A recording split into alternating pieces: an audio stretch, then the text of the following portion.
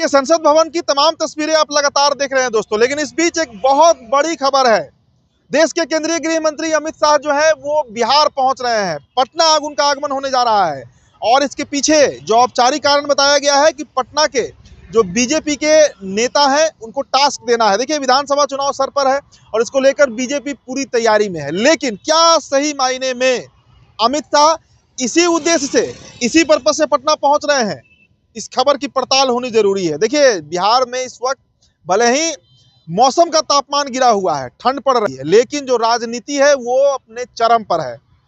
नीतीश कुमार की चुप्पी, अंबेडकर को लेकर विवाद और वक्फ बोर्ड को लेकर बीजेपी और जदयू जो आमने सामने है। इस बीच आपने गौर किया होगा दोस्तों कि पिछले 2 महीने के अंदर बीजेपी के कई बड़े नेता, चाहे जेपी नड्डा हो, निर्मला सीतारमण हो या देश के प्रधानमंत्री नरेंद्र मोदी हो, लगातार इनका पटना दौरा हो रहा है। नीतीश कुमार के नब्ज को टटोलने पहुंचते हैं ये पटना कि नीतीश के मन में क्या चल रहा है।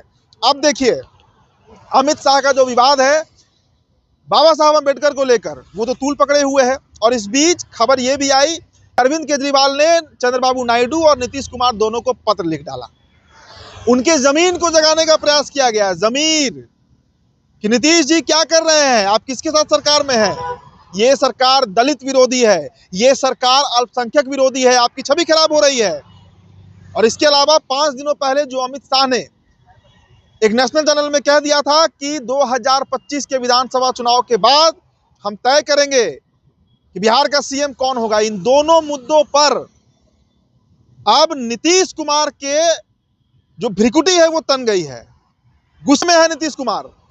और अब जो अपडेट आ रही है दोस्तों, नीतीश कुमार को मनाने के लिए, या फिर इसे आप इस तरीके से भी समझ सकते हैं कि नीतीश कुमार के नब्ज को टटोलने के लिए, उनके मनोदशा को समझने के लिए अमित शाह पटना आ रहे हैं। देखिए, यात्रा पर निकलना था नीतीश कुमार को, महिला संवाद यात्रा, खूब चर्चा हो रही थी, 225 करोड़ का बजट अलॉट हुआ था, इसके लिए रद्द कर दिया गया।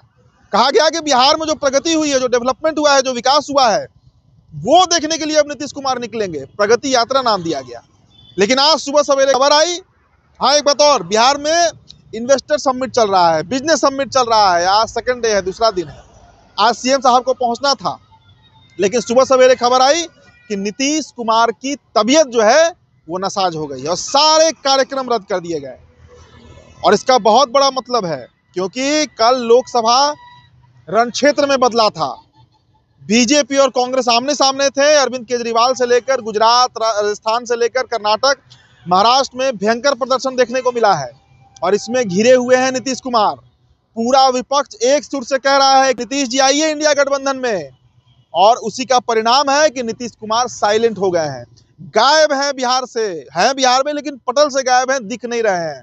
तो अमित शाह का जो दौरा है, कहा तो जा रहा है कि बीजेपी कार्यकर्ताओं को विधानसभा का टास्क देने आ रहे हैं, लेकिन हकीकत और जो अंदर खाने की खबर है वो यही है कि अमित शाह का जो बिहार आगमन है, पटना आगमन हो रहा है। देखिए, ये अचानक है।